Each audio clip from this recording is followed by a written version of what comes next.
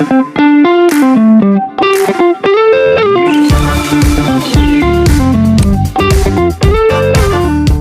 now here at Earls having a family dinner before Glow.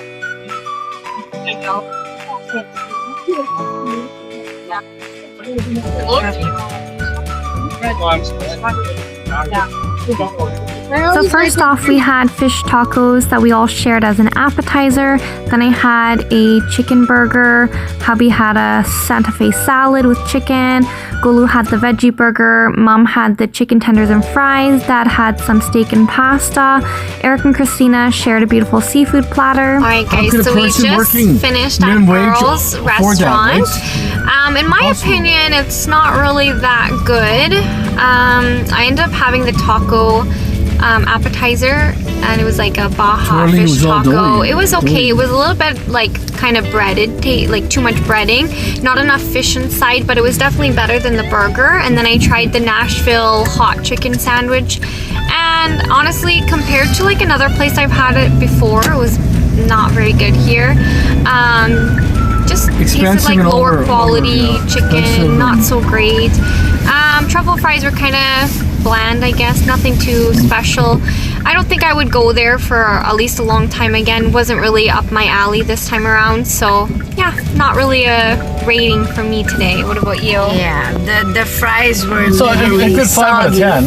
5 out of 10. The tacos were good, but they could use some more dressing sauce and little more fish. And yeah, the burger was dry. Okay, and what do you think? Tortellini was doughy. Steak was actually not too bad, plain. Salad had tasted more fish than anything. It had anchovies in there, but if they cooked it properly and blended the salad dressing, well, it shouldn't taste like that. So it was fishy. And the drinks were water, like basically ice and 2 sips of alcohol. The rest was gone. So I don't know, 5 out of 10. About the best. What about you, Manpreet? I give 6.5. Pretty generous. Yeah, that's salad was good, but not enough. What kind of salad job? Caesar? Not enough chicken. It was Santa Fe. Yeah, that might have been different. It was good. Fish taco was okay, but a little bit battery, but it was still okay. Okay. I would say that's 7 out of 10. The taco. Expensive salad. Just a little silliness from us girls here as we are driving to Glow. Hi guys, so we just reached Glow. Welcome. Here we are going to see beautiful light displays and decorations. Alright guys, so this is the first time they had us park underneath here.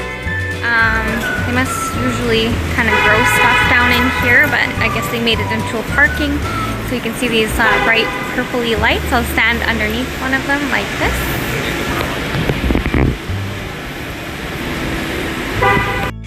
Now as we walk through this beautiful creation at Glow, I want to take you on a journey through time, tradition, and imagination as we explore the story of Santa Claus and the deeper meaning of Christmas. Alright guys, we're just at Glow now in Langley. We just entered. You can see behind me, got a big Christmas tree. This is the beginning. Now when we think of Christmas, most of us picture a jolly man in a red suit flying through the night sky with a team of reindeer delivering gifts to children around the world. That magical figure is Santa Claus, but Santa's story begins long before red coats, sleigh bells, or even the North Pole. The origin of Santa Claus goes back nearly 1700 years to a man named Saint Nicholas, a bishop living in what is now modern-day Turkey. Saint Nicholas was known not for his wealth, but for his generosity. He quietly helped the poor, protected children, and gave secretly to those in need. One of the most famous stories tells of him slipping gold coins into the stockings of a family who could not afford food. The stockings were hung by the fire to dry, and by morning they were filled with gifts. That simple act of kindness became the root of Christmas tradition. We still practice today, hanging stockings, exchanging presents, and spreading the generosity. And as centuries passed, St. Nicholas's story traveled across countries and cultures. The Dutch called him Sinterklaas, and when early settlers brought the tradition to America, the name slowly transformed into the figure we know today as Santa Claus. Illustrators, writers, and storytellers shaped him into a joyful man with a red suit, twinkling eyes, and a hearty ho ho ho. By the 20th century, Santa Claus had become not just a character but a symbol, one representing giving, magic, childhood wonder, and joy. But sometimes, in the rush of shopping lists, holiday sales, and the pressure to find the perfect gifts, the true meaning of Christmas can become buried beneath the noise. So today, I want to pull back the wrapping paper and remind us what this season is really about. Christmas, at its core, is about giving, not the kind that comes in a box, but the kind that comes from the heart. Giving your time, giving your kindness, and giving your love. And just like St. Nicholas gave quietly, with no expectation of recognition, Christmas invites us to give in ways that truly matter. A warm meal to someone in need, a visit to someone who feels alone, a kind word during a stressful time. These gifts cost nothing, yet their impact can last a lifetime. Christmas is also about connection. Modern life moves fast, and it's easy to become distant from the people who mean the most to us. The holiday season reminds us to slow down, to gather around tables, share stories, laugh together, and appreciate the people who make our lives brighter.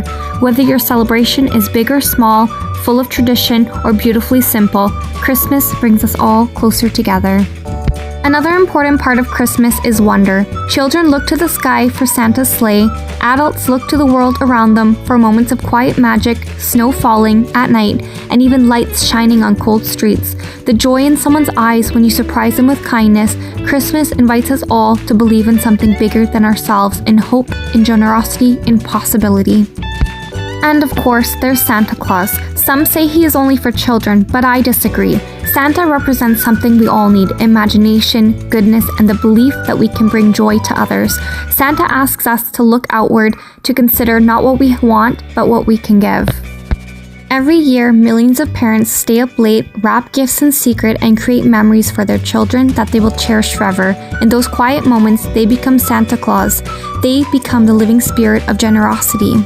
Believing in Santa as an adult means believing in kindness, generosity, and the power of small acts to make a big difference. And that spirit is the true heart of Christmas.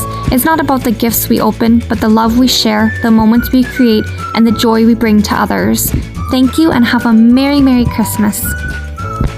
You could even say believing in Santa as an adult simply means choosing to be the person who brings a little light into someone else's season. It's small gestures like holding the door, checking on a friend, sharing a smile that quietly keeps the spirit of Christmas alive in the world. Thank you so much for watching. Please remember to like, follow, and subscribe to my channel. Lots of love! Alright guys, so we just finished that glow here. We did a quick look around of everything. Not the greatest weather for this today, but cute. Lots of little light displays and stuff like that. It's very busy, lots of people.